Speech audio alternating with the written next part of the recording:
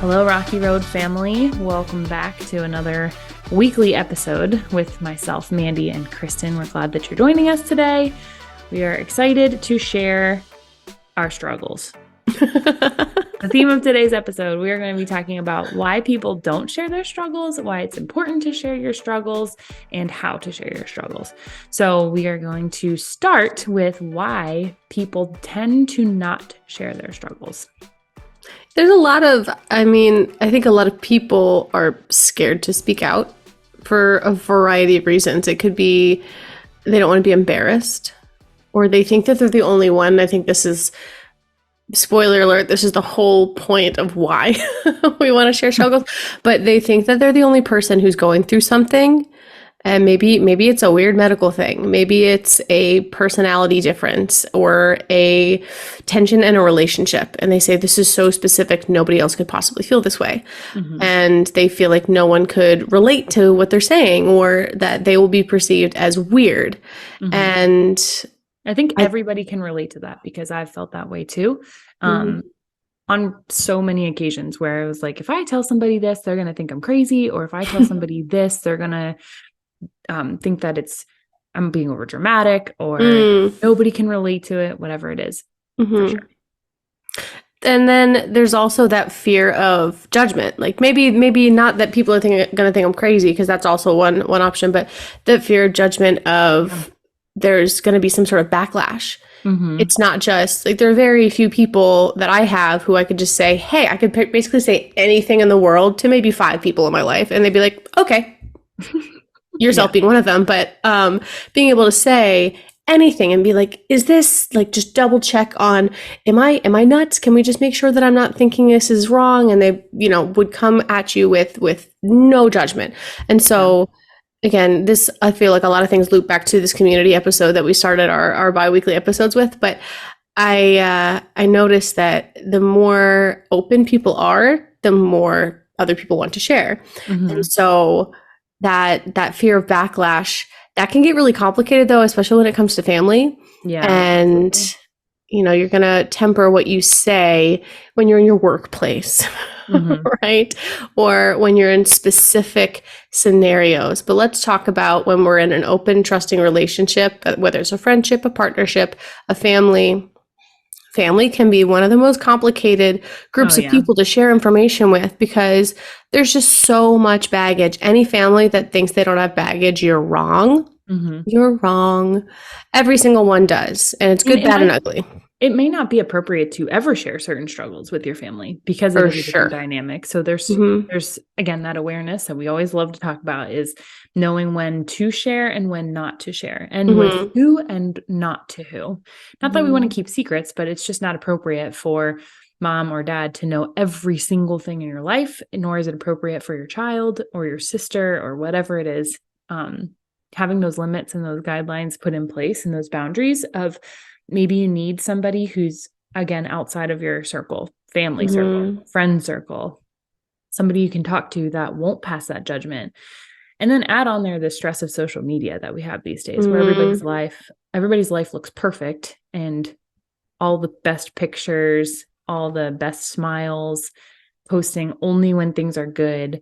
So that has made people even more insecure and shameful to share their struggles and things that they're going through. And that's not a healthy thing to keep in. I had someone that I used to train with when I used to train employees to work in the children's hospital. And I cannot remember which part of the training this was in. It was 2 weeks long. I can't differentiate it in my imagination anymore. But they would say, when you are making a decision, or when you're choosing to say something, say, if I do this, what's the worst that can happen? Mm-hmm. And can I deal with that? Mm-hmm. So for example, with us sharing our stories, what's the worst that can happen? Well, there's a lot of bad things that could happen with us sharing both of our stories, which hopefully you've all listened to, episodes 1 and 2 of our whole podcast. But the backlash, the potential, what's the worst that could happen? is could be pretty serious, but we're also on a larger platform. Whereas if you're sharing something stressful or something traumatic or something that you need to process with someone in a smaller group of people, the worst thing that could happen is you feel a little uncomfortable for a while, especially if you've chosen that trusting person to listen to you. And after you feel uncomfortable for a little while, you actually will feel better. It's very, very good for your physical body, for your mental body, for your emotional health to get things off, not only off of your chest, but to process through things, because it helps you to make sense of something that could have been senseless. Sure. And you get better each time at doing it. When you share the first time, it's going to be clunky and awkward and weird, and you're going to feel really vulnerable and maybe uncomfortable, depending on who you're sharing it with, their reaction you may or may not be expecting. But as you continue to share your story and something that you're either currently going through, past going through, gone through, each time it gets a little easier. I feel like you kind of find the right words. That's when something happens in your life, you need to come up with these ways to explain it that don't include every single second by second detail, but aren't so vague that people are left kind of wondering really where the truth lies. And that changes with your context too. Because I see so many things where people say, when people ask me like how many siblings I have, right? That depends on the context. Do I say 17? Do I say I have an adopted sister and an adopted brother and 3 half sisters? Do I say I have it, like, you know, depending on the context and the reason for them asking will change my answer. Yeah. I'm not lying. I'm just tempering my answer based on the question. And so you're right. If someone asks you, let's say you've had 3 pregnancies, but 2 are miscarried. Oh, is this your first child? You think in your head, oh, well, technically it will be the first birth, but it's not my first pregnancy or my first, you know. And so being able to figure out what your comfort level is in sharing. And you're right. The first time you ever say something like that, or the first time you're asked a question in a specific realm that has to do with your struggles or your stressors, your traumas, your story, the first time you're asked a question, it's like, ugh. And you just kind of, well, you see, and you over-explain a lot. I over-explain a lot. Always. Yeah. By accident. I give way too much context. But and every time you tell it, it's more, it flows. Yeah. And it's something that you constantly learn and share, because as our lives continue to change, whether that's the addition of a relationship or the addition of a child, the addition or the loss of a parent or something in your life that happens, whatever that is, your life is changing and you have to find a new normal and you have to readjust and reshift to find whatever that is and change your verbiage on certain things.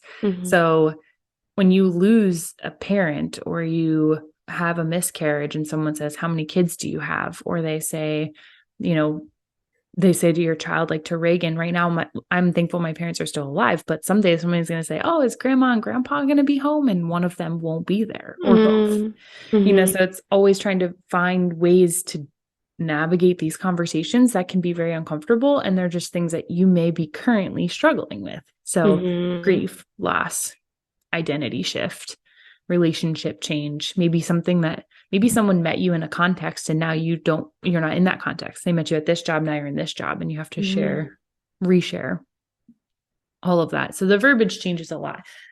So what we're saying in this episode really is what we're focusing on is like how to share your struggles, which also equates to how to be vulnerable in certain ways. How to be open about it, how to be appropriate, how to know how much to share and how not. And that's not something we can give a detailed, you know, if this person meets this criteria, this is what you share, because it really is a relationship.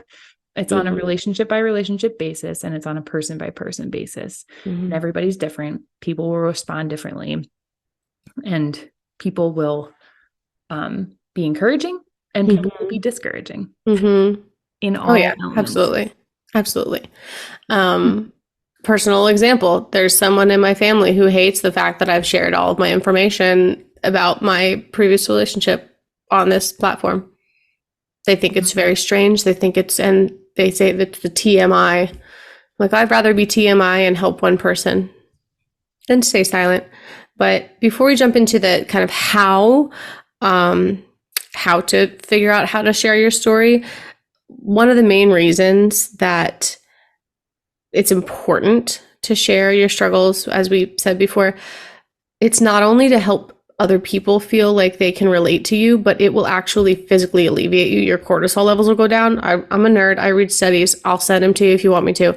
But when you verbally process things and when you make sense of things in your mind, it has better health outcomes too. Think about a champagne bottle. Love me some bubbly.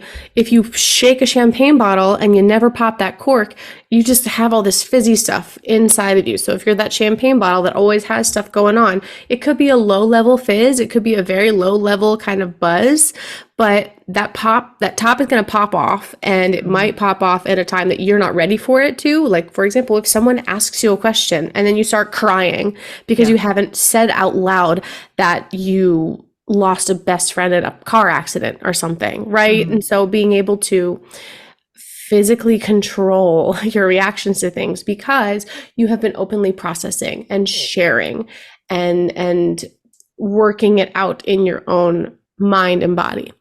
So I'm cracking up inside because, again, this goes back to community again, but you have to pick your audience, right? So Mandy, how would you pick your audience to start sharing something vulnerable with? So I think the first and foremost is I would go to my most trusted person. And if it's something brand new, if it's a new story or a new change or something in your life that has happened and it's something you're struggling with, I wouldn't be afraid to ask for permission. Hey, can I share something with you? Can I tell you something I'm going through that is really hard for me right now? Because there's people that are able to emotionally handle that, and there's other people that are not. There's people that are able to emotionally handle a struggle and maybe just not in that moment. So my first suggestion is to always do it in person if you can. Obviously, if your most trusted best friend lives across the country, maybe a FaceTime call or something. In person is always better. Always, always better to hear it that way because you see body language, you see facial expressions. If you cry or you break down, they see that people can cry silently. So if you're talking to somebody and you're crying and they don't know that, it's not that real connection that you can have. So that'd be my first go-to. I would say in times where things are also good, it's always good to build relationships with people and build your community where you know that you're going to go to this specific person in a time of need. Don't just go to them only when you're in a time of need, but make sure that you check in on them, talk to them when you're doing well. So community, finding that trusted one or two people is my first start to things. What about you? I like that. And I like the permission as well. One of my favorite things that someone has ever done is when they called me, and this was just something really heavy, like they were crying when they called me, but they called me and they say, do you have time right now? Are you able to, like, do you have maybe 20 minutes? I said, I'm checking out at a store. Let me get into my car so I can fully focus. I'll call you back in 5. And then I sat in the car and had a conversation. But if that person had just gone and shared and just gone into what they needed to go into, I'm like balancing my phone while I'm trying to, and I drop everything on the ground and I'm not actually listening to them because I can't focus on where my keys went. And I think that's a very important tip that you just gave, was make sure that person either has time or the mental space to be able to handle that. And even if someone doesn't fully have the mental space, if they can see that you are in need, a lot of people will make that mental space. And also sometimes even just verbally processing by either saying something out loud or typing something in a text message, but not having the expectation of an immediate return. If you're in a situation where you really need to talk to somebody, asking that permission is always better. It just kind of sets people up for a better conversation. But if it's something where maybe something just kind of set me off and I need to just get it out, and I just text somebody and then it's fine if they get back to me later, and I can even say that in the text message. Hey, I just needed to get this out there. I just need to share it. Text me later. I know you're busy, or call me when you have a chance. No rush, whatever that. But really giving that, if you calling somebody and catching them off guard, sets both people up for not a successful conversation. Absolutely. So having that permission, having their undivided attention, calling a mom at bedtime with their kids and dumping something on them is just not a great idea. Nobody's going to end that conversation well. Oh no. But so yeah, terrible. I think that too, I have conversations by myself in my car all the time. And a lot of it is either processing through something that I don't have, that I don't have an alleviation for yet, if that makes sense, or it's rehearsing a conversation that I want to have. Yeah. And so that could be another good thing too, is to think about, you might say, I need to share this with someone, but really process it internally for yourself a little bit first, because then when you do have that conversation with someone else, or you do share it in an interview, or if you do take it to a therapy session, you might have even more of a clear idea. So I hate journaling because my handwriting absolutely sucks. So I can never read what I write anyway. And so it's just frustrating for me to write like that. I feel like it's not my medium to process through. Some people love journaling. I will speak out loud. Some people will go on meditative walks, things like that. And really work it out in your head. What am I thinking of? What am I thinking of sharing? What is the core issue here that I want to get to? And this might even alleviate the need for an immediate conversation with someone, because you're working through things and you might have come to ideas. I don't know if anyone else has ever done this, but sometimes you say, hey, I want to talk to you. Can we call later tonight? And 6 hours goes by and you're like, well, I figured this part out, but there's also this other layer. And so then, for example, you can be more productive in that later conversation if you kind of talk to yourself through it just a little bit. Wouldn't recommend talking to yourself out loud on a meditative walk unless you got AirPods in, because people might just look at you a little funny, but that's okay. Nowadays, everyone has AirPods in anyway, so most people are on phone calls, not 24/7. Yeah. I will tell you one thing that I would avoid. So I would avoid sharing struggles with people who have high emotional reactions. Yes. So people that go way, way, way overboard with something, or really, really sad. I remember I shared my story one time with a lady and she just started bawling her eyes out in front of me. And it was very uncomfortable. And I was like, I shouldn't have shared that much. She obviously was not prepared to hear my story and parts of my story. So I learned a lot in that moment where I wasn't crying, she was crying. And I've also shared my story where I just barely scratch the surface and someone's like, oh my gosh, that's crazy, and it's just very theatrical and big and a lot. So finding people that are very grounded, that maybe are a little further down the path than you, have some life experience where when you tell them something, you're not going to blow their mind with something that is completely unheard of, that they've never had experience with. And so just choosing people wisely in that regard, to not go to somebody who's going to act on emotion. Maybe they're going to say, well, this is what I'm struggling with. And then they're like, oh, well, who cares? And they just brush it to the side. Like, that's not appropriate either. So you want to feel safe when you're sharing your struggles, and you want somebody to genuinely listen and hear you and maybe just validate you, not offer advice, but just be there to listen to you. And that's why we have therapists and counselors, to have people to help. Verbally processing makes a big difference. So that would be one thing to avoid. People that have high emotional reactions, it is just not the best choice to go to in the first case. I mean, obviously you may not be able to avoid telling certain people certain things, but having somebody who's able to stay grounded during a difficult conversation or something you are really struggling with is just the best option for both parties.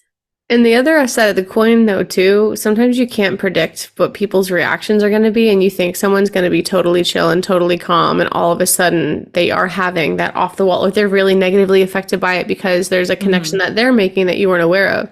Sure. And so also knowing that you can't predict everyone's reactions, you can do your best, and you can, if you're sharing something very vulnerable with someone, then you've thought about it and you've thought about this person and this is your trusted human. Mm-hmm.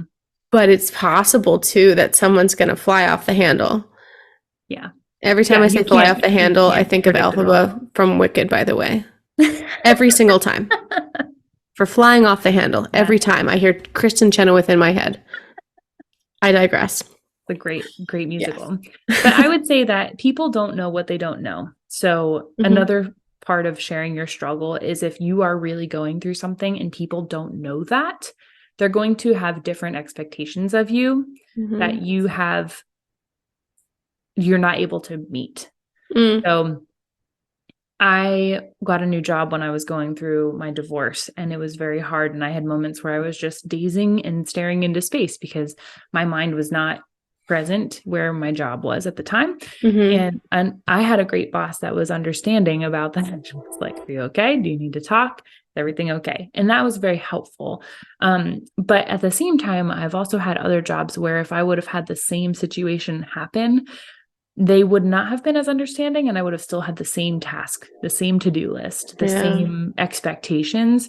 And then just physically, mentally, emotionally not being able to handle it, I would have not been successful in that job. And it wouldn't have set me up for success for that reason. So sharing something you're going through, again, knowing how many details and how many details to not share, is really important so that people have an understanding whether or not, in some cases, they want to come to you with a struggle. But if you're going through something and you're not able to hold something for somebody else, and they come and dump something on you that they're going through, and you're like, I can't carry any more weight. They don't know. People don't know what they don't know. So being honest with people and not covering it up and pretending everything is great all the time. And some people genuinely are great all the time, and some people are not. And just having that honesty will, again, set you up for success in your conversation.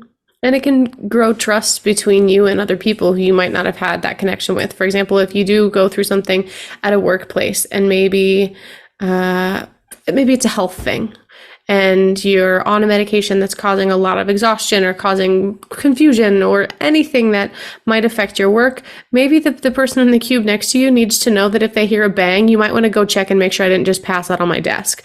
And to be able to trust them with that information and to be able to say, hey, we're going to look out for each other. And then maybe they feel comfortable sharing something that they've gone through. Yeah. And then you have a better relationship. You have more trust. You'll work better together as colleagues.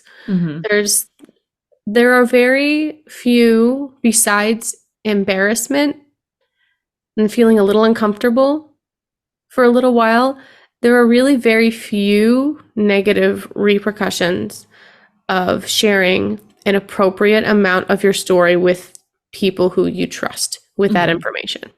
Yeah, absolutely. Wholeheartedly agree. I would say having shared, I can overshare sometimes. So I try to not do that as much anymore. But I would say one of the biggest blessings that I have received with sharing my story is I do feel like nobody can relate to certain elements of my life. And I think sharing my story, sharing things that I'm struggling with, sharing things currently that I'm struggling with from years ago still that have come back up or I'm still working on. Every time I share that with somebody, more often than not, they thank me for sharing something because they needed to hear it or they needed to see it.